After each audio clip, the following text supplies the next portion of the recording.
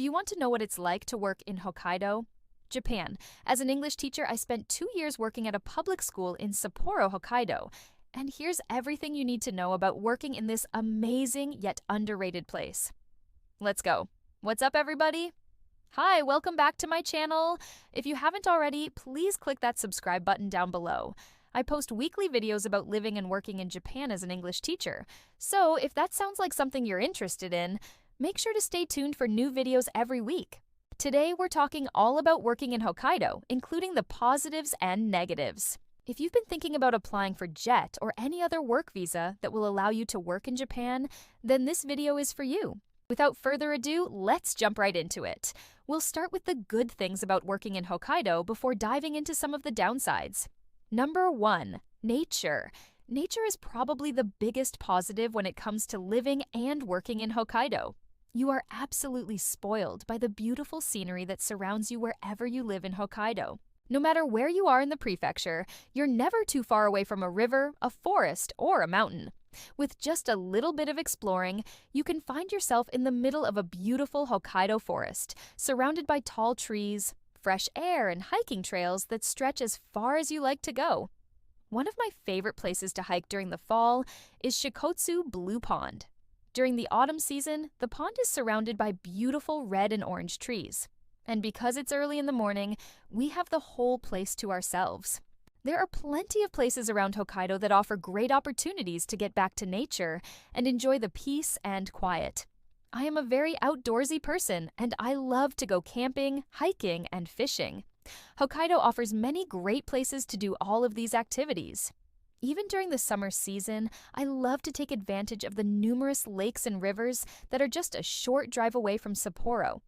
One of my most memorable days off was when my friends and I rented a car and drove about 3 hours outside of Sapporo to Lake Akan. We spent the day swimming, boating, and fishing at this beautiful blue lake. Later that night, we stayed at a hotel with an onsen that overlooks the lake. This trip was so relaxing and rejuvenating. It was so nice to be able to disconnect from the hustle and bustle of city life and spend some time in nature. Hokkaido also has plenty of national parks that are worth exploring. My favorite one is Daisetsuzan National Park. This park is home to the highest peak in Hokkaido and is full of hiking trails, hot springs, and beautiful scenery. Another great thing about Hokkaido is that it's not too crowded. Compared to Tokyo and Osaka, you'll have much more space to yourself here.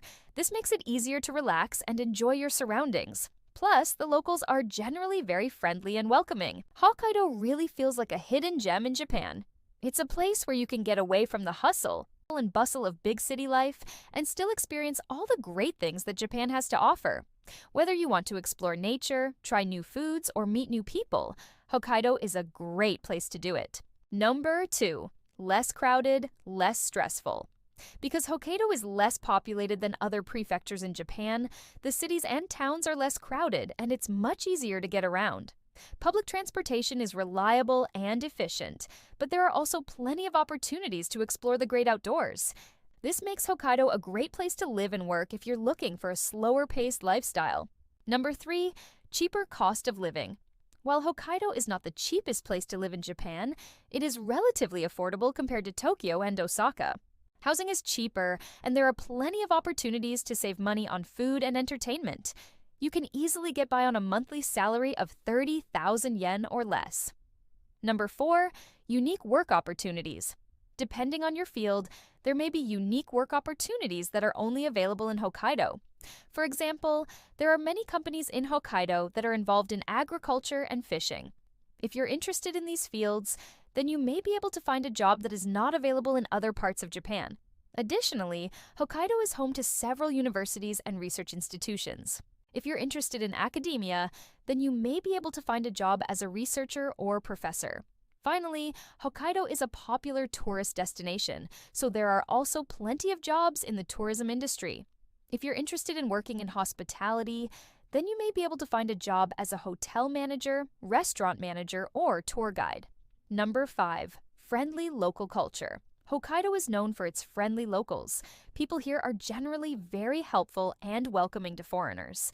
This makes it a great place to live and work if you're looking for a sense of community. In addition, Hokkaido is a very safe place to live. Violent crime is rare, and you can feel comfortable walking around alone at night. Alright, now that we've talked about some of the positives of working in Hokkaido, let's move on to some of the negatives. Number D1, harsh winters.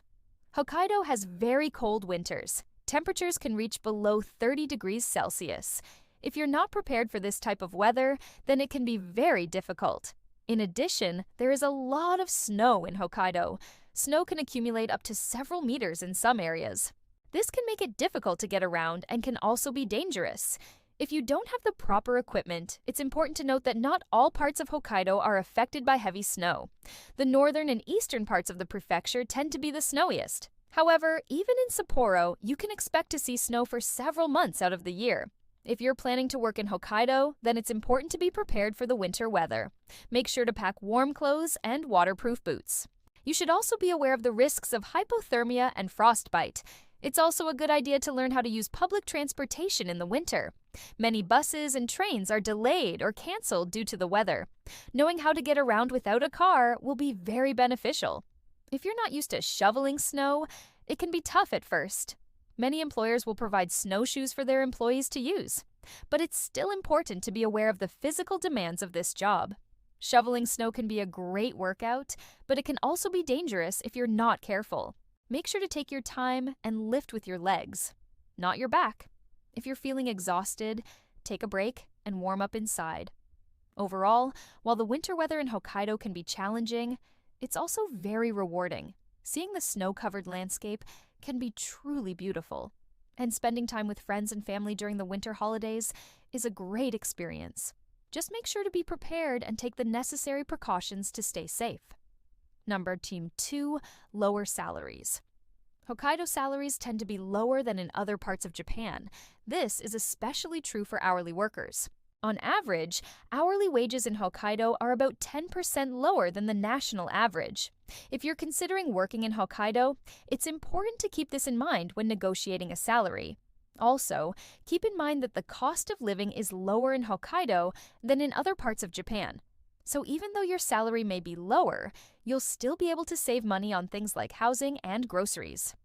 Number 3, fewer job opportunities in some fields. Although Hokkaido does have a growing economy, there are still fewer job opportunities in some fields compared to Tokyo and Osaka. This is especially true for jobs in finance, technology, and manufacturing. If you're in one of these fields, then you may have to look elsewhere in Japan if you want a wide range of job opportunities. However, as mentioned earlier, there are still plenty of jobs in education, hospitality, and agriculture. So don't lose hope if you're in one of these fields. Number 4, limited public transport.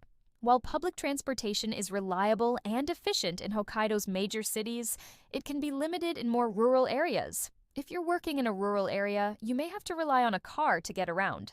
Keep in mind that driving conditions can be difficult in the winter, so it's important to be prepared. Many employers will provide cars for their employees to use.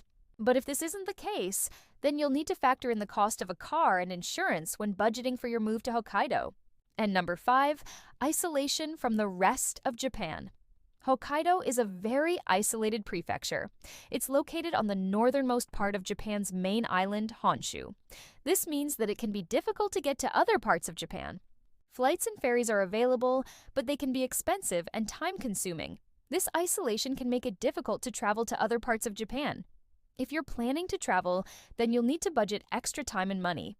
In addition, Hokkaido is also quite far from other Asian countries. This means that it can be difficult and expensive to travel to places like Korea, China, and Taiwan. If you're planning to travel to these countries, then you'll need to plan accordingly. Despite these challenges, there are still plenty of things to see and do in Hokkaido. The prefecture has a rich history and culture, and there are plenty of opportunities to explore nature and experience Japanese cuisine. If you're willing to put in the effort, you can have a great time in Hokkaido. Overall, Hokkaido is a great place to live and work.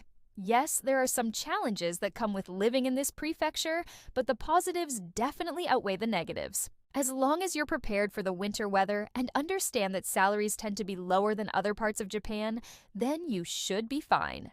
If you're looking for a change of pace and want to experience something different, then I highly recommend working in Hokkaido. That's it for today's video. Thank you guys so much for watching.